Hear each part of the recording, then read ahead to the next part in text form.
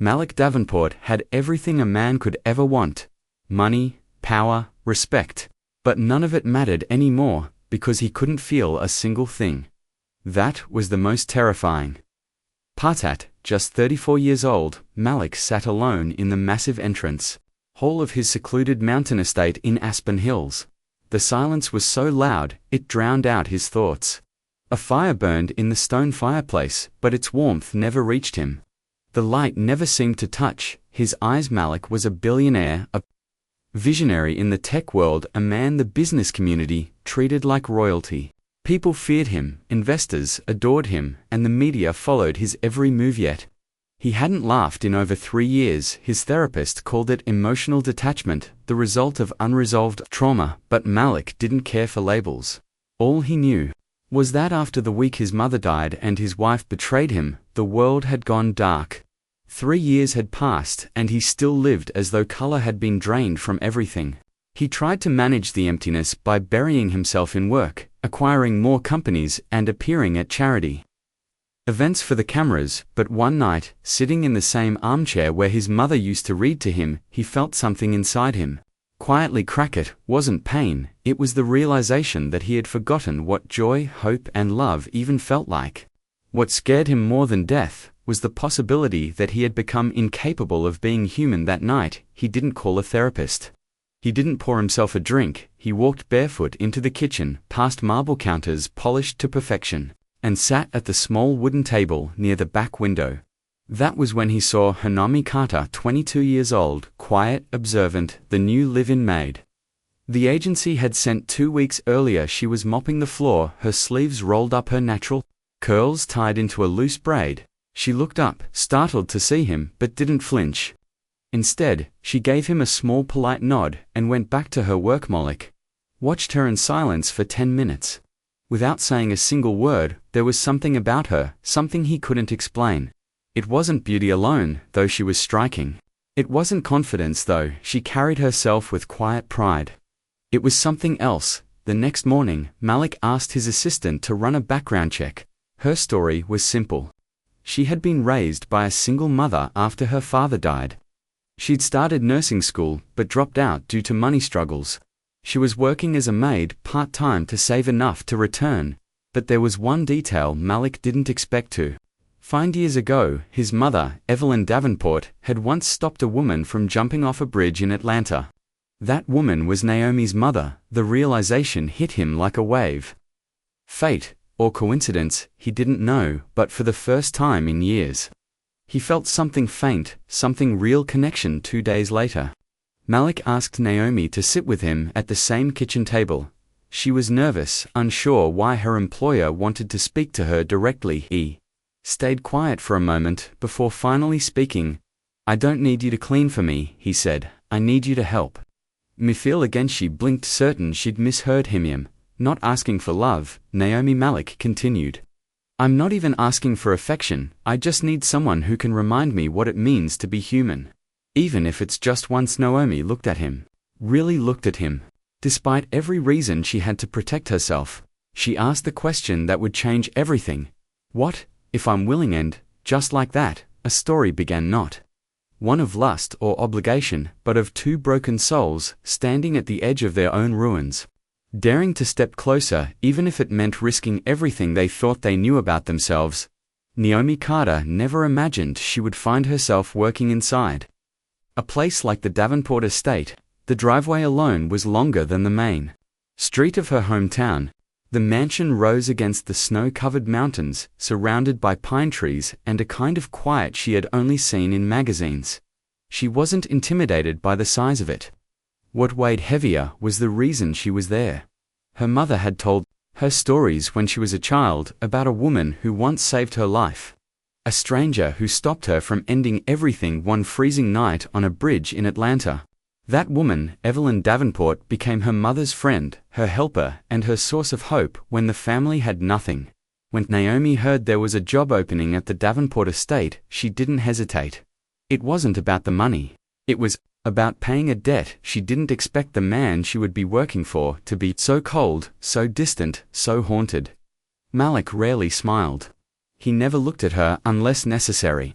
He gave instructions through the house manager and spent most of his time locked inside his study or walking the snow-lined trails behind the estate in silence. At first, Naomi thought he was arrogant, like most wealthy men she had cleaned for, but she soon realized it wasn't arrogance. It was grief and something even deeper, something broken. She saw it in the way he sat alone at dinner, never touching his food. She saw it when he walked into the library just to stare at the fire before leaving minutes later. She noticed how he would pause in the hallway where a portrait of his mother still hung. His silence wasn't filled with pride. It was filled with pain. Naomi knew hardship too. She had grown up watching her mother clean houses for people who barely acknowledged her.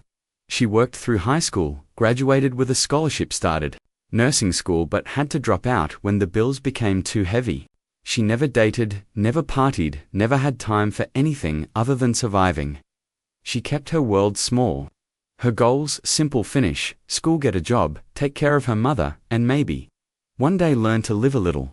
She didn't expect to learn anything from Malik. She thought she would clean his house, thank the Davenport name for what Evelyn had done years ago, and then move on. But slowly, the house itself began to speak to her. The long, echoing halls whispered stories of people who had once lived loudly there. Rooms still held energy, even if no one used them. Naomi found herself drawn to the music room where dust lay over untouched piano keys. She visited the garden room where Evelyn's favorite orchids still bloomed despite the winter cold. And she found herself noticing Moloch's silence, which she was slowly learning to read like a language. She didn't know exactly when things shifted. Maybe it was the night she heard him pacing outside her door at midnight. Maybe it was the morning he asked, without looking at her, if she had slept well. Little cracks in his armor began to appear. Malik wasn't rude, he wasn't cruel. He was simply exhausted from living. Naomi, with her calm presence, her quiet patience, and the warmth she carried even in silence, became the only human contact he allowed in his orbit. She started leaving fresh tea outside his study. He started leaving her small notes.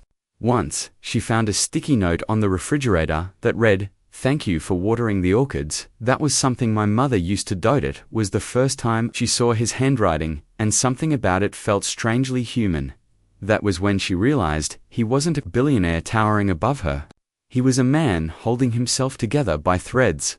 And somehow she had been placed there not just to clean his home, but maybe to remind him what a home even was. Malik began to notice something he couldn't ignore. The air in the house felt different. When Naomi was near, she didn't ask questions, she didn't push, she didn't demand anything from him. She was just there, steady, quiet, and constant. That steadiness began to calm something restless inside him one morning. While Naomi was cleaning the reading room, she found a book left open on the table. A single sentence was underlined. It read, "Some souls are too quiet to be noticed but loud enough to be remembered forever." She didn't know if he meant her, but it made her heart race anyway. It started with a mug of tea. Malik was never the type to drink anything other than his strong black coffee served at exactly 6:30 every morning, but that day when he entered his study, the mug on his desk was different. Steam curled softly from a cup of chamomile tea. There was no note, no explanation. Just the gentle scent of something calming. He almost ignored it, but something made him stop. He sat down, lifted the cup, and took a sip. It wasn't spectacular, but it wasn't bitter either. For the first time in months, warmth lingered on his tongue. He glanced at the security monitor in the corner of the room. It showed a small figure in the kitchen, quietly cleaning the counters. Naomi, that night, Malik couldn't sleep. He lay staring at the ceiling, listening to the wind outside the windows, and wondering what it meant to feel piss over. The next few days, Naomi continued to leave little gestures: a folded blanket draped over the armchair in the library, a polished frame holding a restored photo of his mother's favorite orchid. She never mentioned them. She never sought recognition. It disturbed Malik more than if she had asked for a raise. One night, he told his assistant to let her go. No explanation, just remove her from the staff. But the next morning, when the house felt emptier than usual, he cancelled the order. When Naomi saw him again, she smiled as if nothing had changed, found himself watching her more closely. She had a softness to her, a kind of grace that didn't come from training. When she moved, it was like she was walking through a world that wasn't hers, but she respected every inch of it. She made no demands, she didn't flirt. She simply existed, and her presence became necessary. One morning while she was dusting the old bookshelf in the east wing, Malik walked in and stood there without saying a word. She looked at him, smiled slightly, and kept working. After a few minutes, she spoke. "You don't have to pretend to be invisible when you're hurting." Malik didn't respond, but her words stayed with him that night. He poured himself a glass of whiskey, sat in his mother's favorite chair, and stared into the fire. Naomi walked in quietly, saw him there, and hesitated. "Sit," he said. "Sit." 4 minutes, they said nothing. Then Malik turned to her. "Do you believe people can come back from the edge?" She didn't ask what edge, she simply answered, "I believe people aren't always meant to be saved. Sometimes they just need someone to sit beside them." In the dark his throat tightened. He didn't know why. He hadn't cried in years, but the weight in his chest was shifting. Naomi began telling him small stories from her life. Her mother humming old gospel songs. A neighbor teaching her how to bake sweet cornbread. The day her college acceptance letter arrived, and he listened. Really listened. The night everything changed began with a storm. Rolling over the mountains, lightning flashed across the sky, and thunder echoed through the valleys. The power in the mansion flickered. Malik was pacing in his study. The storm outside seemed to awaken storms inside his mind. Memories of hospitals, the sound of machines, the cold room where his mother spent her last days, the voice of his ex-wife saying she couldn't stay. He couldn't breathe. He opened the window, letting the cold wind crash against his face. Naomi found him there trembling. She didn't say a word. She stepped forward and placed a blanket around his shoulders, her hand brushing against his arm. Her touch was warm against the winter air. Malik looked at her, really looked at her, and something inside him broke. Not loudly, not violently, but enough for him to whisper, "I don't feel anything. I want to, but I don't. I can't." Naomi met his eyes. "What if you don't need to feel everything all at once? What if you just need to feel one thing deeply, even for a second? What if I could give you that?" Malik stared at her, confused, afraid, hopeful. "Why would you do that?" "Because your mother saved mine. Because you don't deserve to live like you're already gone. Because I believe something inside you is still trying to live." He laughed bitterly. "You're too young to understand what life takes from people." She stepped closer. "And maybe you've forgotten what life can give." His breath caught. For a long moment, neither of them moved. The wind howled through the open window. He closed it slowly, then turned back to her. "You should go." Naomi didn't move. Instead, she reached for his hand and placed it against her chest. "Do you feel that?" "My heart, it's scared, but it's beating. Let me give you something real just once, even if it's the only time." Malik pulled away. "Don't do this out of pity. I'm doing this because I see something in you worth saving. I don't want your money. I don't want a contract. I just want to give you something no one else has." He looked down, his voice unsteady. "You're a virgin, aren't you? And you're willing to give that up for me, for this, not because I owe you, not because I want something, but because if you leave this world tomorrow, I want you to know what it feels like to be touched with kindness. Not ownership, not control, just love." Malik's hands trembled. He wanted to run. Instead, he whispered, "Why me?" "Because when I look at you, I don't see a billionaire. I see a man who's been surviving instead of living. And I know what that feels like." That night, neither of them slept. They stayed in the study until morning, talking, crying, laughing softly, and for the first time in years, Malik felt something. The days after that night were quieter, but not in the hollow way they used to be. There was a different kind of silence in the house, now. A silence filled with meaning. Bollock moved through the rooms with less tension in his shoulders. He stopped keeping the curtains closed. He started standing near the windows, watching the wind move through the trees. He began spending more time in the kitchen, while Naomi cooked, sometimes just watching her slice fruit or stir a pot, Occasionally, he would offer to help, awkwardly unsure, like a man learning to walk again after years of stillness. But he was present, and Naomi felt it. One morning she placed a plate of toast in front of him, and said softly, "You're breathing differently." He looked up, startled. "Breathing, yes," she said, smiling. "It used to sound like survival. Now it sounds like choice." Malik didn't respond. Instead, he took a bite of the toast. It was dry, but he smiled anyway. Still, there was a shadow in his eyes, a weight that refused to lift. Completely. One afternoon, Naomi was dusting the library when she noticed an old box tucked behind a row of untouched books. Curious, she pulled it out. Inside were photos, letters, and fragments of Malik's life. One envelope caught her attention. It was addressed to Evelyn Davenport, written in a trembling hand. It was from her mother. Naomi unfolded the letter and read the words her mother had once written. "You saved me that night. You pulled me from the edge, not just of the bridge, but of my life. My daughter is the reason I breathe, and you are the reason she still has a mother. I owe you everything." Naomi's throat tightened. She sat down, clutching the letter, realizing just how deep this connection went.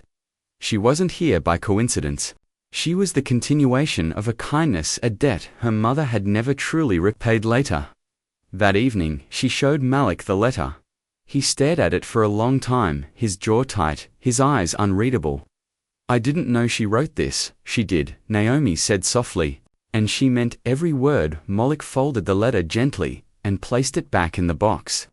"My mother always said, we're not meant to carry the same pain forever. We're supposed to pass on the healing." Naomi looked at him. "Maybe that's what we're doing. Maybe that's why I'm here." Malik didn't answer, but something in his expression shifted there. Next morning, Naomi found a manila envelope on the kitchen table with her name on it. Inside was a full scholarship for her to return to nursing school, paid in full. A note was attached in Malik's handwriting. "You helped me breathe again. Now let me help you become who you were meant to." Naomi's hands trembled. "I didn't do this for a reward." "No," Malik said. "That's why you deserve itchy." Didn't cry in front of him, but that night, in her room, she did. Not from sadness, but because something had changed. She had come to repay a debt, but she had found a reason to stay there. Peace inside the estate couldn't last forever. Malik Davenport was still a public figure. His absence from board meetings and events had already been noticed. The world outside was curious, and curiosity always found its way to his door. The first whispers began during a board meeting he reluctantly attended. One executive asked about his absence.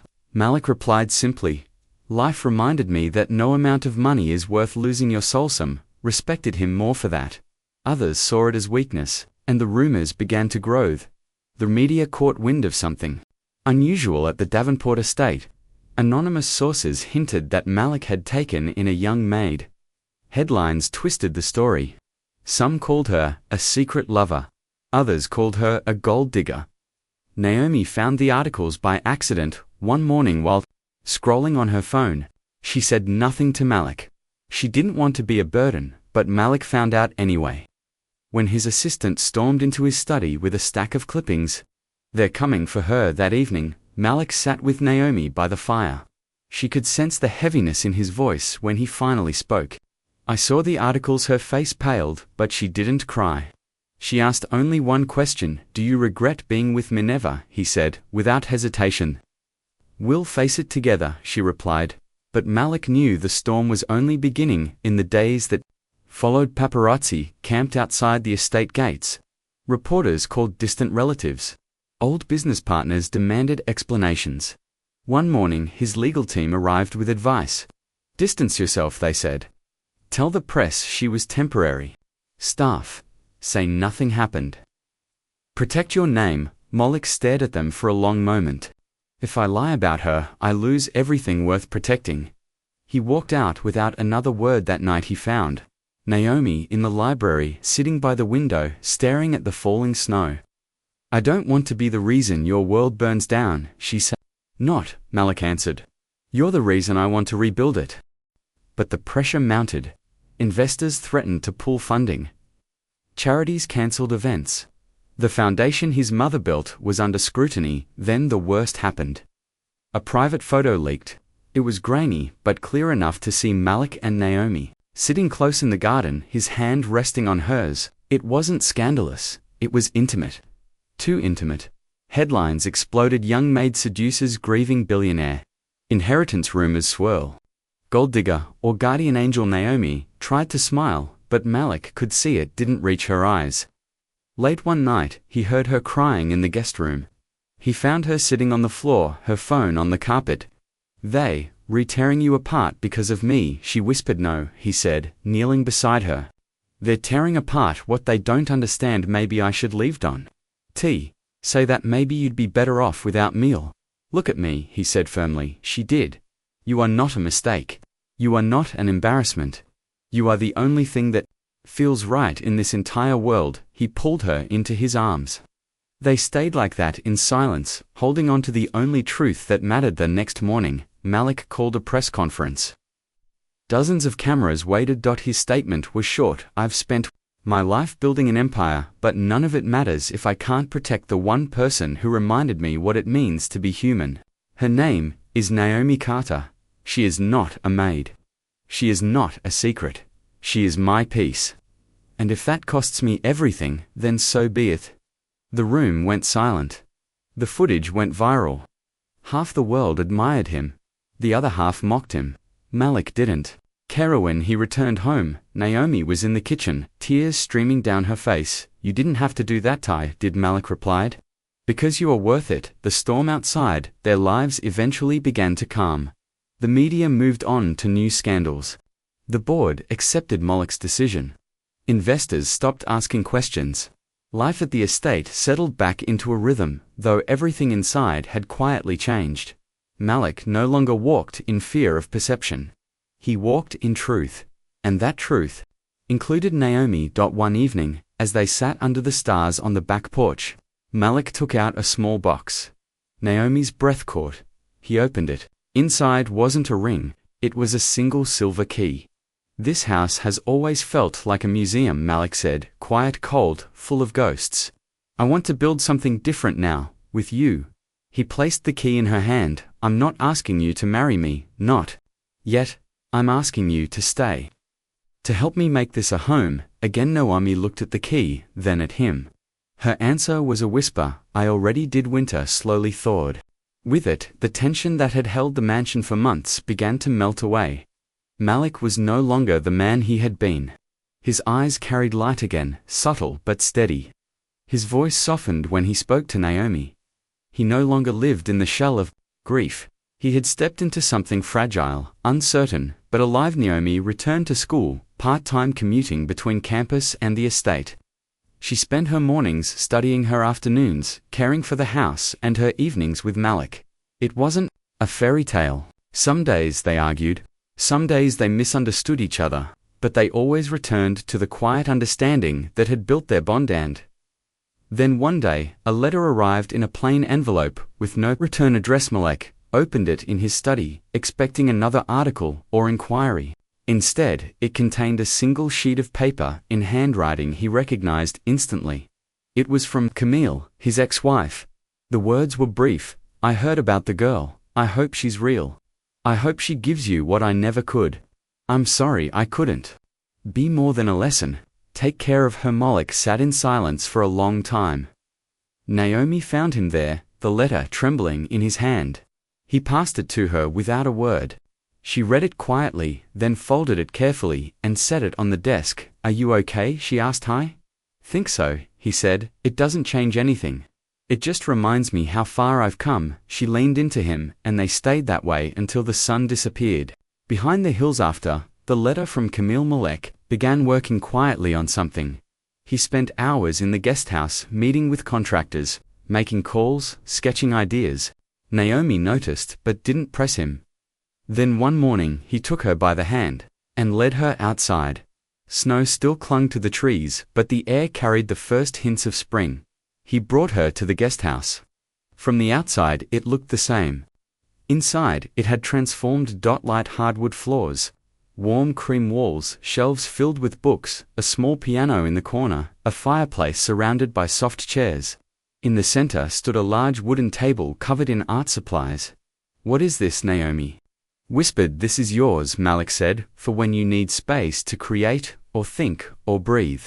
I wanted you to have something that belongs just to you." She stepped inside, slowly touching the shelves, running her fingers along the piano keys. "You made this for May, made it for us, a place to start something new, not defined by what we were, but by what we can become." Her eyes filled with tears. "I don't know what to say then." "Don't say anything," Malik said, "just stay." Days turned into weeks. The guest house became a sanctuary. Malik began writing again, filling notebooks with thoughts, poems, reflections. Naomi painted something she had given up after high school. One rainy night, Malik turned to her. "I want to take you somewhere. I've never taken anyone." He drove her to the outskirts of town, to an old lake house hidden among tall pines. It was a place his parents used to escape to in the summers. He hadn't been back since his mother died. But with Naomi beside him, the ghosts felt less heavy. They walked along the dock, the wood creaking beneath their feet. The lake was still and dark, reflecting the moon like glass. "There's something I haven't told you," Malik said. "Naomi, way to die, used to come here when things felt too heavy. My mother said the water listened. After she died, I stopped coming. I thought silence meant pain. But now I know silence can mean peace." He took her hands. "I love you, Naomi." She stared at him, her breath catching. "You don't have to say it back," Malik said. "I just needed you to know." But she did say it back with tears in her eyes, her voice steady. "I love you too, Malik." They returned to the estate with a new kind of stillness between them. Not distance, but depth. Not uncertainty, but choice. It happened without warning. Early one morning, Naomi was in the kitchen preparing breakfast when she heard a dull, heavy thud. She ran toward the sound and found Malik lying on the floor in the hallway. Unconscious, his breathing shallow. She called for help. Within minutes, the ambulance arrived. The ride to the hospital felt endless. Hours passed as Naomi waited. Tests, scans, questions. The doctor finally spoke. "A rare vascular condition, has been growing quietly for years. We caught it just in time. Surgery is risky, but without it, he won't make it through the year." Naomi sat beside Malik's hospital bed, holding his hand. He was pale, weak, but conscious. "You should have told me you weren't feeling well," she whispered. "I didn't know," he answered softly. "Maybe I didn't want to." 3 days later, Malik went in for surgery. It lasted 7 hours. Naomi waited, pacing, praying, hoping. When the doctor finally walked into the waiting room, his face was calm. "He made it. It was close, but he's stable now. You can see him." Naomi stepped into the recovery room. Malik was awake, barely. Tubes ran from his arms, monitors beeped steadily. "You stayed," he whispered. "Of course I did," she replied. "I don't deserve you." "Maybe not," she said, "but you still have me." Days passed slowly.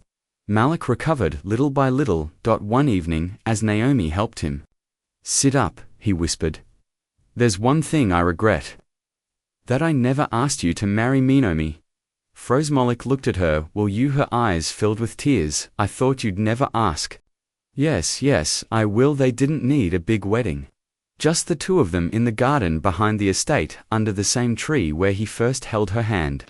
No guests, no press, just vows whispered into the breeze. "I promise to feel, I promise to stay, promise to choose you." Every day the seasons changed again. Summer came with golden skies, blooming wildflowers, and long quiet afternoons filled with music, laughter, and shared silence. The Davenport estate no longer felt like a monument to loneliness. It felt lived in. It felt alive. Malik and Naomi fell into a rhythm that was slow and steady, never rushed. They woke up together each morning with the sun spilling across their sheets. They drank coffee by the window, sometimes talking, sometimes just holding hands as the world woke around them. The guest house became their little creative haven. Naomi painted, Malik wrote. Some days the past still knocked on their door. Malik's body ached from surgery. Some memories still threatened to break through the peace they had built. But those days no longer pulled them apart. They had already chosen to stay. Naomi returned to school full-time and graduated. Malik stepped back from his empire and began investing in wellness centers and mental health programs. Together, they created a foundation in Evelyn Davenport's name, dedicated to helping young women who had lost direction find purpose again. Their story was not a fairy tale. It wasn't perfect, but it was deeply human, real, tender, and alive. One summer afternoon, Naomi found Malik on the back porch, a book resting in his lap, their dog curled at his feet. She walked up behind him and kissed the top of his head. "Did I ever tell you how scared I was the first night? I asked you for help, Malik asked you didn't have to," she said. "I saw it in your eyes." He took her hand, placing it over his chest. "It's different now. I feel everything. Joy, sadness, love, fear. It's overwhelming sometimes, but it's real.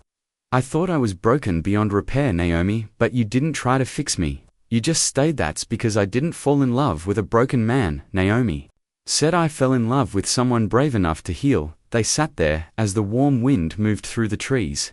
Malik turned to her. "Do you ever regret it, giving me that part of you?" "Your first time," Naomi didn't answer right away.